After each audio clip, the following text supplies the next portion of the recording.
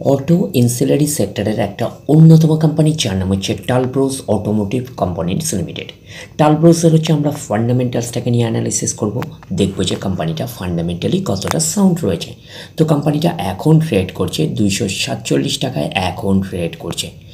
আমরা যদি চলে যাই কোম্পানিটার মার্কেট ক্যাপিটালাইজ কত রয়েছে, 1534 কোটির টাকার হচ্ছে মার্কেট ক্যাপিটালাইজ। অর্থাৎ এই কোম্পানিটাকে আমরা স্মল ক্যাপ টাইপের কোম্পানি হিসাবে কিন্তু কনসিডার করতেই পারি। তো কোম্পানিটার আমরা যদি আরওসি দেখি, রিটার্ন অন ক্যাপিটাল এমপ্লয়েড কত আছে 21.4%, আর ওই রিটার্ন অন ইকুইটি আছে 17.2%। তাহলে আরওসি আর আরওই হচ্ছে ডিসেন্ট রয়েছে। তো কোম্পানির পারফরমেন্সের উপরে কিন্তু ডিপেন্ড করে আরওসি আর আরওই, এটুখানি মাথায় রাখবেন। আগামী দিনে যদি কোম্পানি আরও ভালো পারফরমেন্স করে, আরও গ্রোথ দেখাতে শুরু করে, তাহলে আরওসি আর আরওই হচ্ছে আরও ইমপ্রুভ করবে। তো এইবারে আমরা চলে যাচ্ছি কোম্পানিটার পিয়ার সেগমেন্টে। অটো এনসিলারি সেক্টরের একটা অন্যতম কোম্পানি। তো অ্যাজ পার মার্কেট ক্যাপিটালাইজ অনুযায়ী কিন্তু 8 নম্বর পজিশন কিন্তু র্যাঙ্ক করছে টালব্রোস অটোমোটিভ কোম্পানিজ লিমিটেড। আমরা যদি চলে যাই প্রফিট অ্যান্ড লসে, তো চলে আসলাম প্রফিট অ্যান্ড লস সেগমেন্টে। আমরা ডিরেক্টলি চলে যাব কোম্পানিটার হচ্ছে নেট প্রফিটে, দেখবো যে নেট প্রফিটের মার্জিন কী রকম রয়েছে। তো চলে আসলাম নেট প্রফিটে। তো নেট প্রফিটের মার্জিন হচ্ছে 118 কোটির রেঞ্জে হচ্ছে নেট প্রফিট মার্জিন রয়েছে।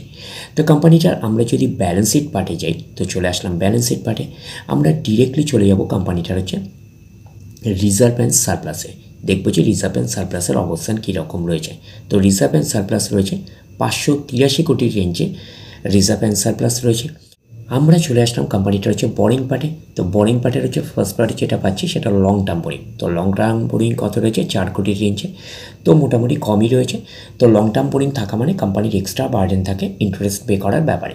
শর্ট টার্ম বোরিং কত রয়েছে 79 কোটির রেঞ্জে আমরা বলতে পারি।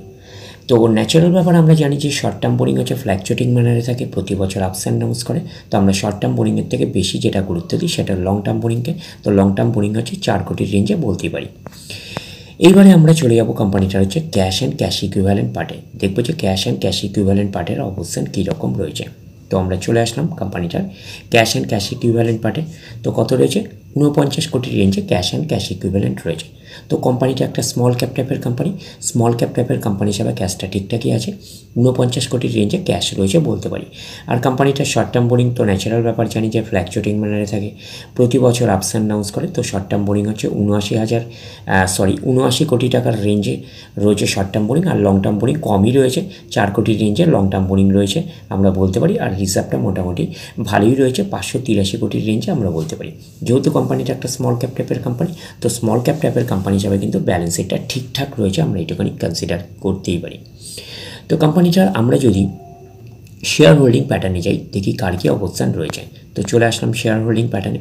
তো শেয়ার হোল্ডিং প্যাটার্ন হচ্ছে প্রোমোটার মিনসকে কোম্পানির ওনার কত পার্সেন্ট স্টেক হোল্ড করে রয়েছে 58.43%। এফআইএস ফরেন ইনস্টিটিউশনাল ইনভেস্টার রয়েছে 0.68%। আর পাবলিক রয়েছে না থাকার মতন 0.01%। আর ডিআইএস আছে না থাকার মতন 0.01%। আর পাবলিক রয়েছে 40.87%। তাহলে এইটুখানি বলতে পারি যে এফআইএস আর ডিআইএসের ইনভলভমেন্ট নেই ধরতে গেলে। আর ম্যাক্সিমামই স্টেক হোল্ড করে রয়েছে প্রোমোটার আর হচ্ছে পাবলিক। যেহেতু কোম্পানিটা একটা স্মল ক্যাপ টাইপের কোম্পানি, তো সেই কারণে এফআইএস আর ডিআইএসের ইনভলভমেন্ট কম থাকে, যেহেতু রিস্কি টাইপের স্টক হয়। তো ওভারঅল আমরা বলতে পারি যে শেয়ার হোল্ডিং প্যাটার্নটাকে একটা ওকে টাইপের শেয়ার হোল্ডিং প্যাটার্ন হিসাবে কনসিডার করতেই পারি। তো কোম্পানিটার নাম টালব্রোস অটোমোটিভ কোম্পানি লিমিটেড। কোম্পানিটা হচ্ছে অটো এনসিলারি সেক্টরের একটা অন্যতম কোম্পানি। কোম্পানিটা একটা স্মল ক্যাপ টাইপের কোম্পানি। তো স্মল ক্যাপ টাইপের কোম্পানি হিসাবে কিন্তু কোম্পানিটাকে আমরা ফান্ডামেন্টালি সাউন্ড কোম্পানি হিসাবে কিন্তু কনসিডার করতেই পারি। তো ডিরেক্টলি গিয়ে জম্প করে বাই করবেন না, ফার্দার স্টাডি করবেন। আফটার দ্যাট হচ্ছে আপনারা ডিসাইড করবেন এই স্টকটা বাই করবেন কি করবেন না। তাহলে এই অবধি, নেক্সট ভিডিওতে আবার আপনাদের সাথে আমার দেখা হচ্ছে। ধন্যবাদ।